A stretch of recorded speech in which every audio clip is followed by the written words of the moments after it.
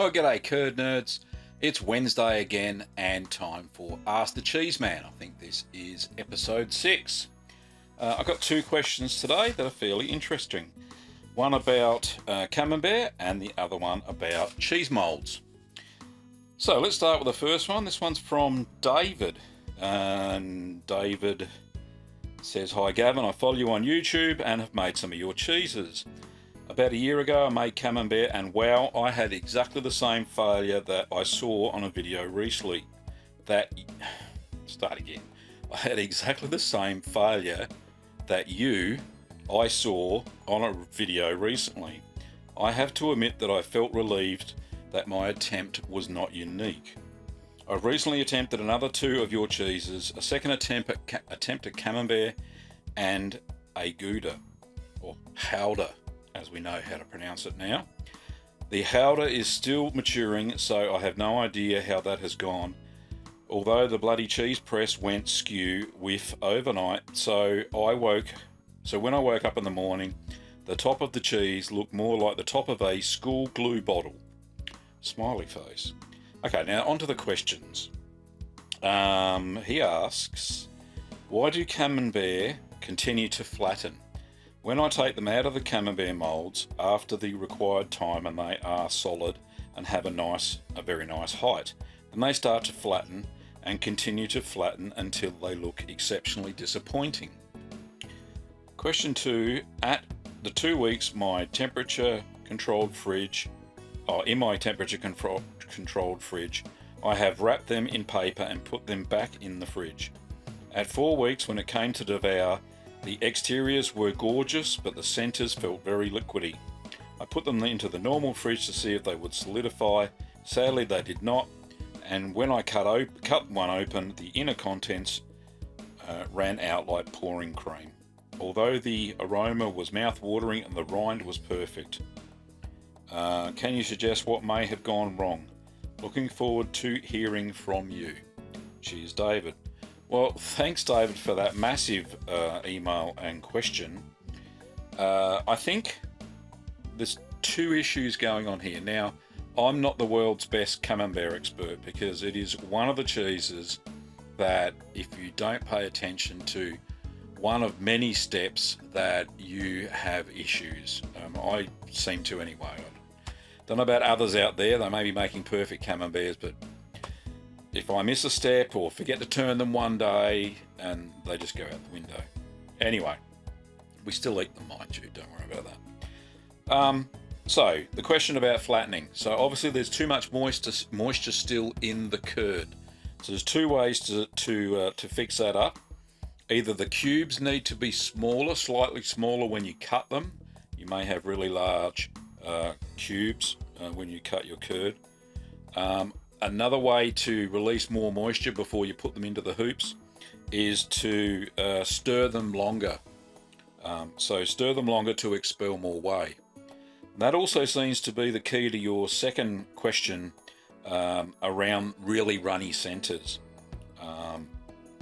I've looked at a few of the resources that I've got here, cheese resources, and all of them seem to point to too much whey still in the curd.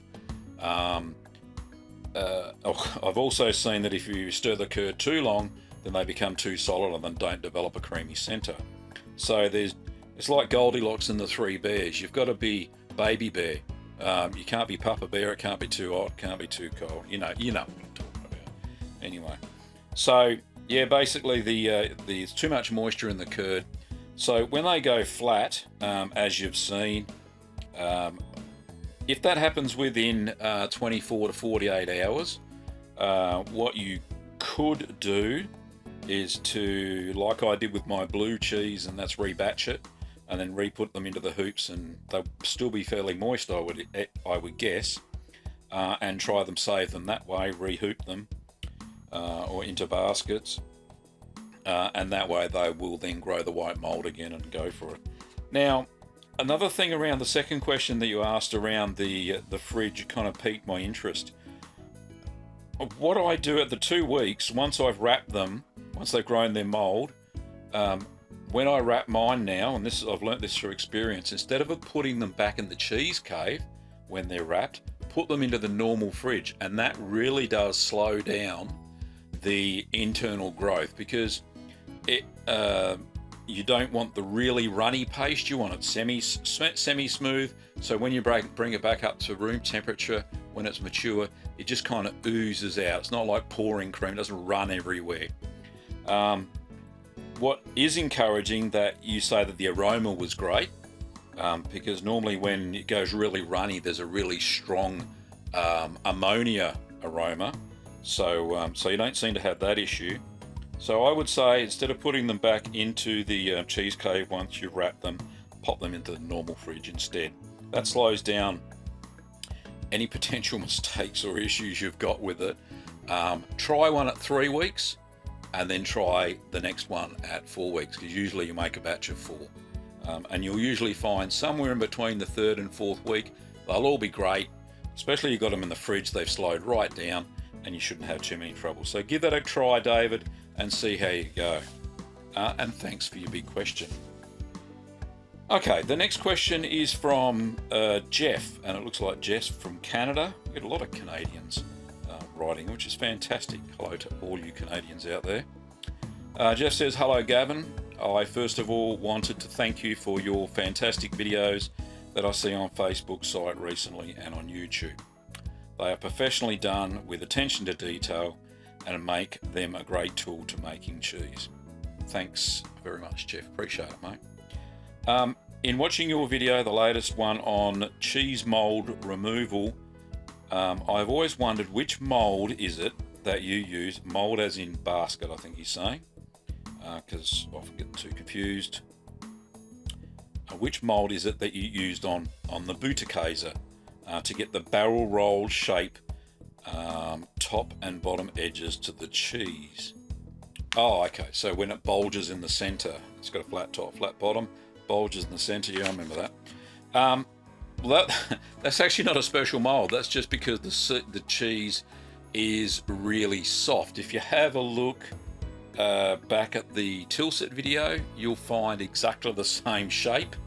And if you look at the Havarti video, you'll see the same shape. So those softer washed curd cheeses tend to be quite soft. The mold I use is I'm using a 165 mil mold. It's across the top, and it's the same height, 106. So that's 16.5 centimeters. Don't know what that is in inches. Sorry, you'll have to look it up yourselves. And it really is a good multi-purpose mold. I don't have any issues with it. In fact, I just made a Munster. I'm trying to perfect that due to the issues I was having, which I showed in a video recently. It's actually turned out to be quite large, so I've called it the Monster Munster, and I'll put some video pictures up and show the progress of how that's progressing. I thought I'd go large instead of the small failures. We'll see. If we're going to fail, we'll fail large this time. See how it goes. So yeah, that's just my 165 millimeter mold, Jeff, and when I pull it out, and as it ages, as it air dries, it forms that barrel shape. The cheese does, all by itself. A bit of a miracle of cheese making. But thanks, mate, for your question. Really appreciate it. Well, that's all the time we've got for this week. Thanks very much, all you curd nerds who have been watching and give me some great feedback about these Ask the Cheeseman video segments on Wednesdays. I think they're a great little supplement to the regular Saturday taste tests and recipes. I'll keep making them if you keep writing comments and sending through questions. So thanks for your time, all you curd nerds out there, and we will see you next Wednesday. See you later.